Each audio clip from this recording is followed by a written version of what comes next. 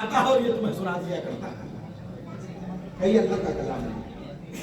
جب کفار مکہ اور مشرکین مکہ نے یہ اعتراض کیا مسلمانوں اس وقت ضرورت تھی ان باطل طاقتوں کا منہ توڑ جواب دیا جاتا اور یہ ثابت کیا جاتا کہ یہ اللہ کا کلام ہے، کسی بندے کا کلام نہیں ہے۔ اب قرآن دیکھو، جب اعتراض کرنے والوں نے اعتراض کیا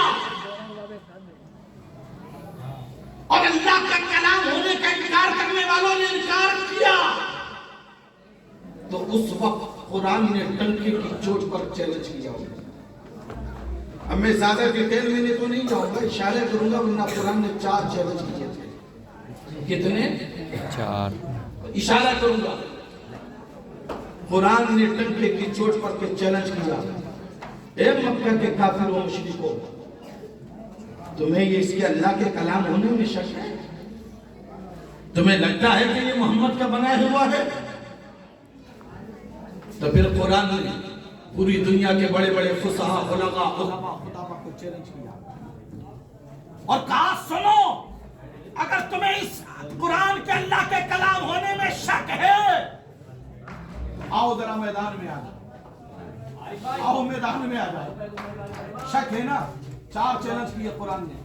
پہلا چیلنج یہ تھا کہ اگر اس کلام کے اللہ کے، اس قرآن کے اللہ کے کلام ہونے میں شک ہے تو تم میں ہمت ہے تو قرآن جیسا لا کر کے دکھاؤ۔ قُلْ لَئِنِ اجْتَمَعَتِ الْإِنسُ وَالْجِنُّ عَلَىٰ أَن يَأْتُوا بِمِثْلِ هَٰذَا الْقُرْآنِ، اگر تمہیں شک ہے نا تو لاؤ قرآن جیسا لا کر کے دکھاؤ۔ مگر کسی میں ہمت نہیں ہوئی جو قرآن کا مثل لا سکے۔ پھر قرآن نے بڑی تیزی کے ساتھ میں کر رہا ہوں، ڈیٹیل میں نہ جا کر، جب یہ پورا قرآن کا نہ لا سکے تو پھر قرآن نے دوسرا چیلنج کیا، اگر پورے قرآن جیسا نہیں لا سکتے تو ہم یقولون افترا قل فاتوا بعشر سور مثلہ، اگر پورا قرآن جیسا نہیں لا سکتے تو لاؤ پھر قرآن جیسی 10 صورتیں لا کر کے دکھاؤ۔ کتنی؟ 10 صورتیں۔ دوسرا چیلنج ہو گیا قرآن کا، مگر کسی میں یہ ہمت و جرأت نہیں ہو سکی جو قرآن کے چیلنج آئے۔ پھر قرآن نے تیسرا چیلنج کیا، ہم یقولون افترا قل فاتوا بسورۃ مثلہ وَإِن كُنتُمْ فِي رَيْبٍ مِّمَّا نَزَّلْنَا عَلَىٰ عَبْدِنَا فَأْتُوا بِسُورَةٍ، کہ اگر تم پورا قرآن بھی نہیں لا سکتے، اگر 10 صورتیں بھی نہیں لا سکتے تو لاؤ پھر قرآن جیسی ایک صورت ہی لا کر دکھا دو۔ کیا دکھا دو؟ ایک صورت۔ اب پورے قرآن کی بات نہیں ہوتی، 10 صورتوں کی بات نہیں ہوتی، بلکہ قرآن جیسی، زور سے بولو۔ تیسرا چیلنج کسی نے قبول نہیں کیا، تو پھر قرآن نے چوتھا چیلنج کیا کہ اگر پورا قرآن نہیں لا سکتے، قرآن جیسی 10 صورتیں نہیں لا سکتے، قرآن جیسی ایک صورت نہیں لا سکتے، تو پھر ایسا کرو فَلْيَأْتُوا بِحَدِيثٍ مِثْلِهِ، قرآن جیسی کوئی ایک بات ہی لا کر دکھا دو۔ کیا کرو؟ قرآن جیسی کوئی ایک بات لا کر دکھا دو۔ اور پھر قرآن نے کیا کہا؟ سنو، پورے قرآن کی بات نہیں، ایک صورت کی بات، ایک بات کی بات ہو رہی ہے، ایک رکوع کی بات نہیں کی قرآن نے، ایک منزل کی بات نہیں کی، ایک سورت کی بات کی۔ اور یہ بھی نہیں کہا کہ سورہ بقرہ جیسی سورت ہو، نہیں کہا سورہ کوثر ہی جیسی کوئی چھوٹی سورت لے آؤ، سورہ رحمان جیسی بڑی سورت نہیں، سورہ اخلاص قل اللہ احد جیسی کوئی سورت لے کر آؤ۔ وہ کہا اگر تم اکیلے نہیں لا سکتے نا، قرآن مشورہ دے رہا ہے کہ اگر تم اکیلے نہیں لا سکتے تو ایسا کرو، کسی شاعر کو بلا لو، کسی فصاحت و بلاغت کے مالک کو بلا لو، کسی ادیب کو بلا لو، اگر تم اکیلے نہیں لا سکتے تو کسی مدبر کو بلا لو، اگر تم اکیلے نہیں لا سکتے تو کسی مفکر کو بلا لو، اگر تم اکیلے نہیں لا سکتے تو کسی مصنف کو بلا لو، اگر تم اکیلے نہیں لا سکتے تو کسی زبان دان کو بلا لو، اگر تم اکیلے نہیں لا سکتے تو ایسا کرو اللہ کے علاوہ دنیا کی ساری طاقتوں کو جمع کر کے لے آؤ، مگر خدا کی قسم مسلمانوں یاد رکھنا، قرآن یہ کفار مکہ کو جھنجھوڑتا رہا، چیلنج کرتا رہا، کافروں نے سارے ختم کر لیے، کافر سارے جمع ہو گئے، لیکن سارے کافر جمع ہونے کے باوجود کسی میں یہ ہمت و جرأت نہیں ہو سکی کہ کوئی قرآن کی ایک چھوٹی سورت کا بھی مثل پیش کر سکتا تھا۔ نہ قرآن کا کل مقابلہ کر سکے ہیں، نہ آج کر سکتے ہیں، اور نہ خدا کی قسم قیامت تک کوئی قرآن کا مقابلہ کر سکتا ہے۔ نعرے تکبیر، نعرے رسالت، عظمت قرآن، عظمت قرآن، عظمت مصطفیٰ، عظمت مصطفیٰ، شان مصطفیٰ، نعرے تکبیر، نعرے رسالت۔ اسی لیے تو شاعر نے کیا ہی خوب فرمایا ہے کہ دنیا کی کتابوں میں قرآن الگ چمکتا ہے، دنیا کی کتابوں میں قرآن الگ چمکتا ہے، قرآن میں اللہ کا فرمان چمکتا ہے، قرآن میں اللہ کا فرمان چمکتا ہے۔ اور جو انسان معمول بنا لے قرآن کی آیت کو، وہ انسان سارے انسانوں میں الگ چمکتا ہے۔ سبحان اللہ، نعرے تکبیر، نعرے رسالت۔ کسی میں ہمت نہیں ہو سکتی۔ 1400 سال کا عرصہ گزر گیا، کتنے؟ 1400 سال کا قرآن کا وہ چیلنج اپنی جگہ قائم ہے۔ آج بھی سازشیں بہت ہوتی ہیں قرآن کو مٹانے کی۔ 1400 سال کا عرصہ گزر گیا، مسلمانوں توجہ کرنا، قرآن کو سمجھو۔ 1400 سال کا عرصہ گزر گیا، مگر قرآن کا وہ چیلنج آج بھی اپنی جگہ۔ اور میں کہتا ہوں سنو، 1400 سال نہیں بلکہ اگر 14,000 سال بھی گزر جائے، اور دنیا نے جتنی ترقی کر لی ہے، اب سے اگر دنیا 1000 گنا زیادہ بھی کر لے، اور منکرین اعتراض کرنے والے جتنی بڑی تعداد میں ہیں، اس سے 1000 گنا زیادہ ہو جائے اور تمام کثرتیں ہو جائے، لیکن پھر بھی اس کے باوجود بھی پورے قرآن کا مثل لانا تو بہت دور کی بات، کوئی پوری دنیا کی طاقتیں مل کر بھی قرآن کی ایک سورت کا مثل بھی پیش نہیں، مقابلہ نہیں کیا جا سکتا۔ میرے اعلیٰ حضرت عظیم البرکت مجدد دین و ملت اشاہ امام احمد رضا فاضل بریلوی نے کیا پیارا نقشہ کھینچا ہے۔ تیرے آگے یوں دبے لچے فصحاء عرب کے بڑے بڑے، تیرے آگے کیسے لاتے یار وہ جواب قرآن کا۔ قرآن کا کمال تو یہ ہے، تیرے آگے یوں دبے لچے فصحاء عرب کے بڑے بڑے۔ فصحاء وہ جنہیں اپنی زبان پہ ناز ہوتا ہے۔ عرب والے اپنی زبان پہ اتنا ناز کرتے تھے، اپنے آپ کو عرب اور پوری دنیا کو اپنے علاوہ اجمی کہتے تھے، گونگا۔ اجمی کا معنی ہمارا آتا ہے گونگا۔ وہ کہتے صاحب بولنا تو ہم سے آتا ہے، زبان ہمارے پاس ہے، ہمارے علاوہ تو سب گونگے ہیں، ہمیں آپ کو سب کو گونگا سمجھتے ہیں۔ زبان پہ فخر تھا، لیکن کیا حال ہے؟ آنات نے فرمایا کہ تیرے آگے یوں دبے لچے فصحاء عرب کے بڑے بڑے، کوئی جانے کے منہ میں زبان نہیں بلکہ جسم میں جاتے ہیں۔ یہاں زبان کا مسئلہ نہیں ہے قرآن کے سامنے آنے کا، بلکہ حال یہ ہے کہ زبان ہونا تو بہت دور کی بات، جب قرآن کے سامنے آتے ہیں زبان تو الگ بات، ان کے جسم میں جان ہی نہیں ہے۔ یہ قرآن کا اعجاز ہے، کمال ہے میرے پیارے۔ دنیا میں بہت ساری کتابیں ہیں، بہت ساری کتابیں، مگر دنیا کی کوئی بھی کتاب لے لیجیے، توجہ کرنا، قرآن کا اعجاز اور کمال دیکھیں۔ دنیا کی کوئی بھی کتاب لے لیجیے، اس کو ایک کوئی خاص ایک طبقہ ہی پڑھتا ہے، یا کوئی بھی کتاب ہو وہ پہنچتی ہی چند لوگوں تک ہے، اور پھر پڑھنے کا حال یہ ہوتا ہے 1-2 دفعہ پڑھا جاتا ہے، اس کے بعد وہ کتاب بچنا شروع ہو جاتی ہے۔ لیکن یہ قرآن ہے، 1400 سال سے پڑھا جاتا ہے، ہر زمانے میں پڑھا گیا، ہر دور میں پڑھا گیا، ہر وقت پڑھا گیا، اور اس کا حال یہ ہے کبھی نمازوں میں پڑھا جاتا ہے، کبھی تراویح میں پڑھا جاتا ہے، کبھی شبیروں میں پڑھا جاتا ہے، کبھی جلسوں میں پڑھا جاتا ہے، کبھی محفلوں میں پڑھا جاتا ہے، اور حال یہ کہ کبھی اپنوں میں پڑھا جاتا ہے، کبھی بیگانوں میں پڑھا جاتا ہے۔ اس پوائنٹ پہ ذرا توجہ کرنا، کبھی اپنوں میں پڑھا جاتا ہے اور کبھی، یہ پوائنٹ کی بات بتا رہا ہوں، کبھی اپنوں میں پڑھا جاتا ہے، کبھی اب میں بیگانوں کی بات کرنے لگا ہوں، کبھی اپنوں میں پڑھا جاتا ہے، کبھی۔ بڑی مشہور بات ہے، ایک مرتبہ رام چندر آریہ پنڈت تھا، رام چندر آریہ، ایک مناظرے میں اس نے صدر الافاضل حضرت علامہ سید نعیم الدین مرادآبادی علی رحمہ سے کہا، مولانا تم مجھ سے مناظرہ کرنے آئے ہو، تمہیں خبر بھی ہے کہ تمہارے قرآن کے 14 پارے مجھے زبانی یاد ہیں۔ کیا کہا اس نے؟ زبانی یاد ہے 14۔ بڑی سنجیدگی کے ساتھ سوچو، کتنے پارے؟ 14 پارے زبانی یاد ہے۔ ذرا یہ بتاؤ ہماری وید تمہیں کتنی یاد ہے؟ تمہارے قرآن کے 14 پارے ہمارے زبانی یاد ہے، مگر ہماری وید تمہیں کتنی یاد ہے؟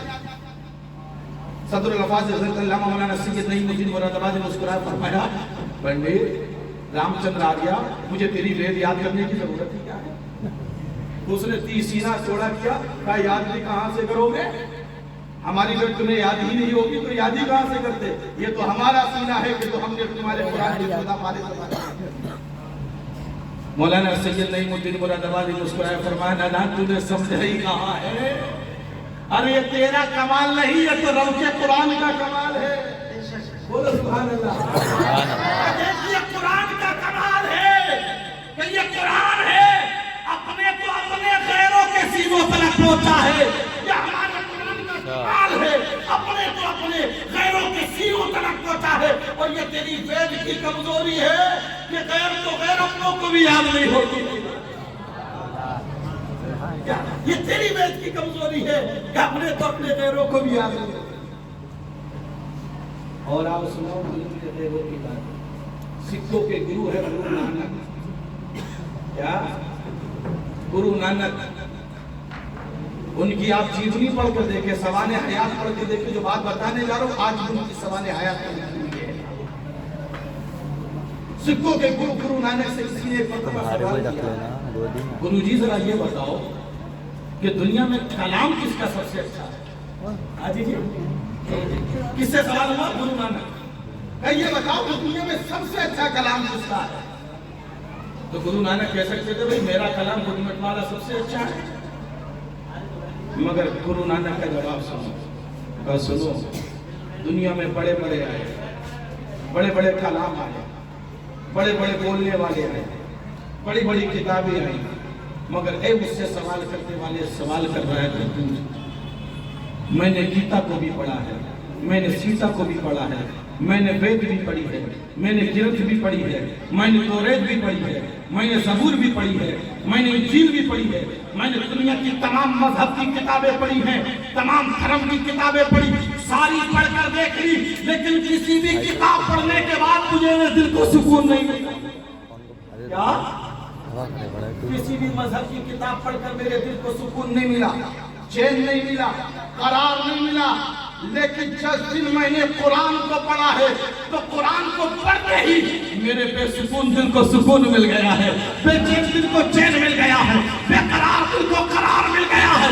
جس دن میں نے قرآن پڑھا ہے، قرآن پڑھتے ہی پڑھتے میرا دل باغ ہو گیا ہے۔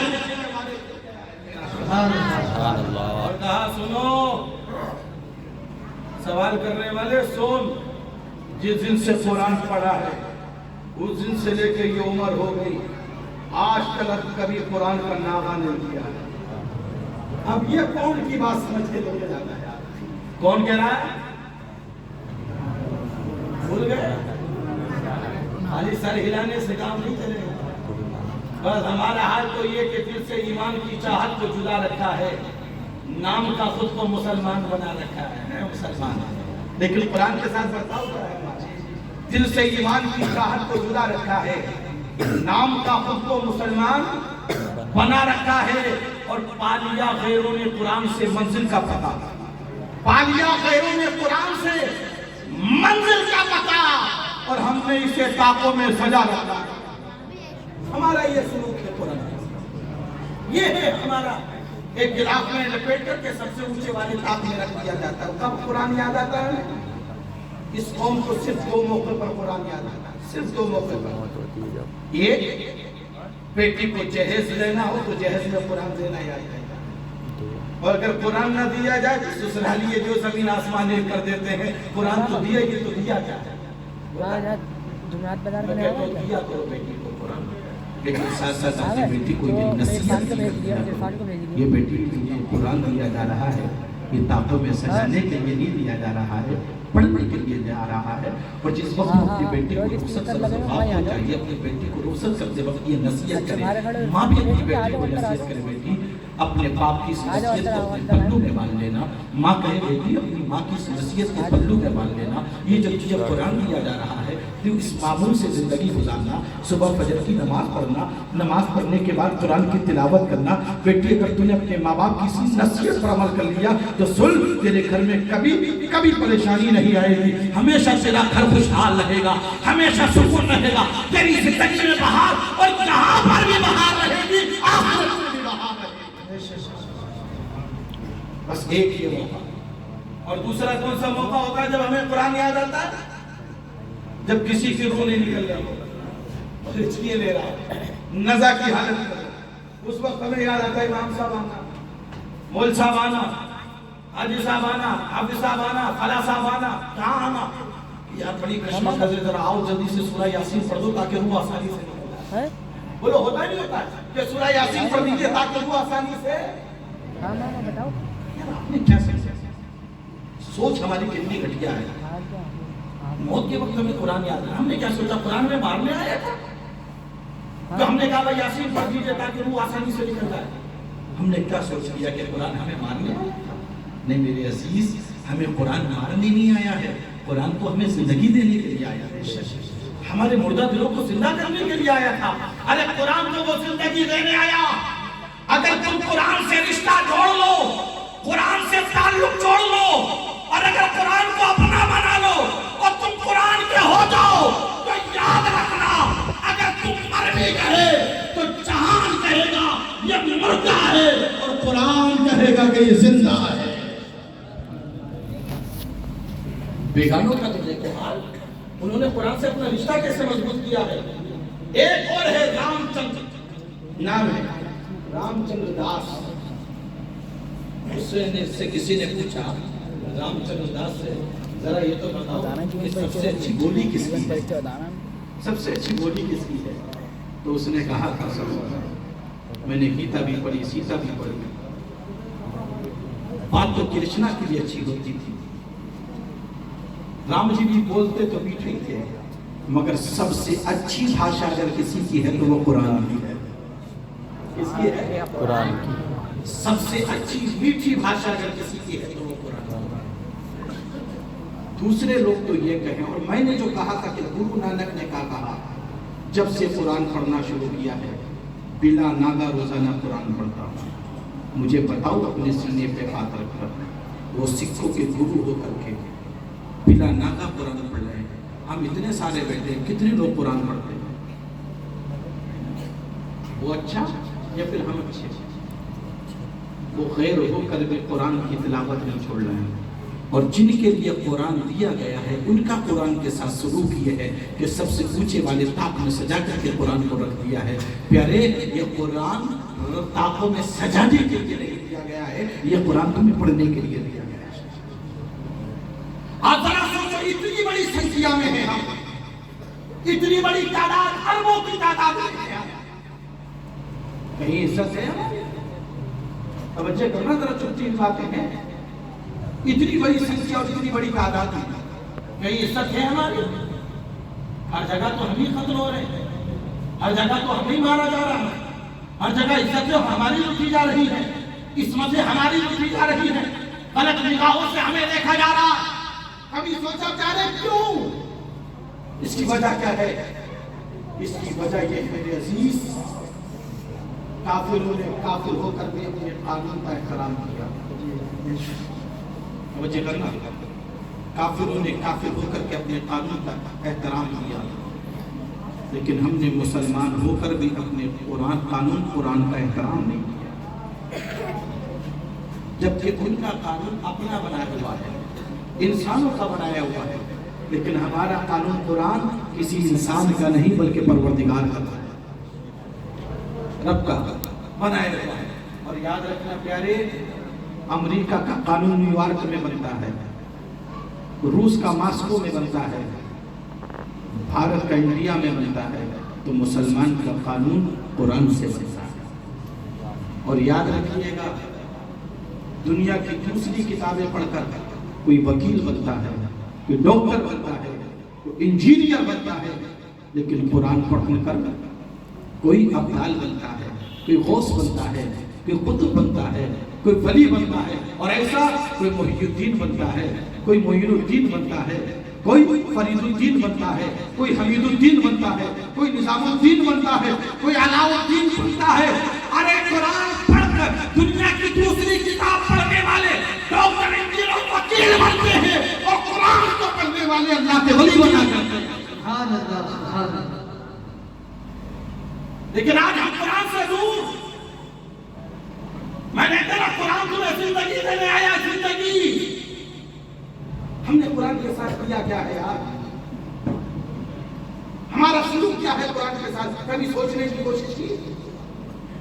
نہیں، ہم نے کبھی سوچنے کی کوشش کی ہم تو اگر کوئی بیچارہ اپنے بچوں کو قرآن پڑھاتا بھی تو ہم مذاق بناتے ہیں، ہم مذاق بناتے ہیں۔ کوئی کہتا ہے صاحب یہ مدرسے کی روٹیاں توڑے گا، کوئی کہتا ہے صاحب یہ مسجد و مدرسے کی چٹائیاں توڑے گا، کوئی کہتا ہے یہ صدقہ کھائیں گے، کوئی کہتا ہے خیرات کھائیں گے۔ اچھا ایک جملہ بڑا عجیب ہے یار، لوگ کہتے ہیں یار ان مولویوں کے بڑے مزے ہیں، ایک سے ایک اچھا کھانا کہتے ہیں مولویوں کے بڑے مزے ہیں۔ اچھا مزے ہیں لیکن اپنے بچوں کو مولوی بنانے کے لیے تیار نہیں، کیوں بھی رہے آپ کیوں لینے کے لیے تیار، آپ کو کس نے روکا یار؟ کہتے ہیں یار یہ کھائے گا وہ کھائے گا، ہونا تو یہ چاہیے تھا، پھر تو خاندان کے پریوار کے لوگ تانے دیتے ہیں، آپ کو تو اس کا حوصلہ بڑھانا چاہیے تھا۔ آپ نے بہت اچھا کام کیا، اپنے بچوں کو حافظ قرآن بنا دیا، اب یہ حافظ قرآن بن کر کے تجھے بھی بخشوائے گا، پریوار کے لوگوں کو بھی بخشوائے گا، تیرے سر پہ تاج رکھوائے گا، اور جہاں پر بھی تیری عزت ہوگی وہاں پر بھی تیری۔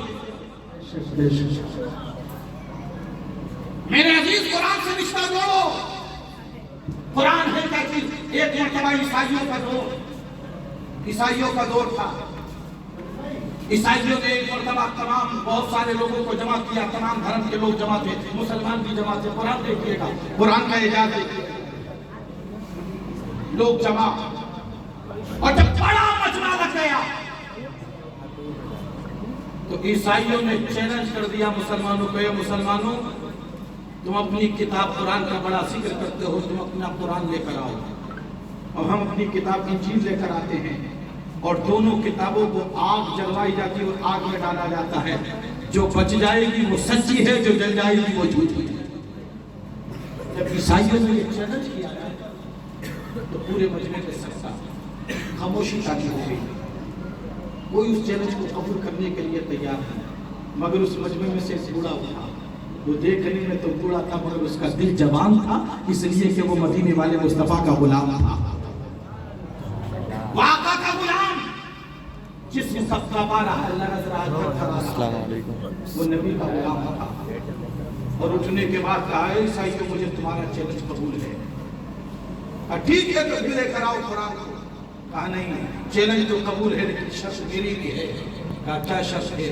کہا دونوں کتابوں کو ایسے ہی ڈالا جائے گا، ہو سکتا ہے تم نے انجیل پر کوئی کیمیکل لگا دیا، تمہاری چالوں کا کیا پتا، ہو سکتا ہے کوئی کیمیکل لگا دیا ہو، اور کہا سنو نعرے تکبیر، حضرت علامہ و مولانا ارشد القادری صاحب قبلہ، نعرے تکبیر، نعرے رسالت، جشن دستار بندی، نعرے تکبیر، نعرے رسالت۔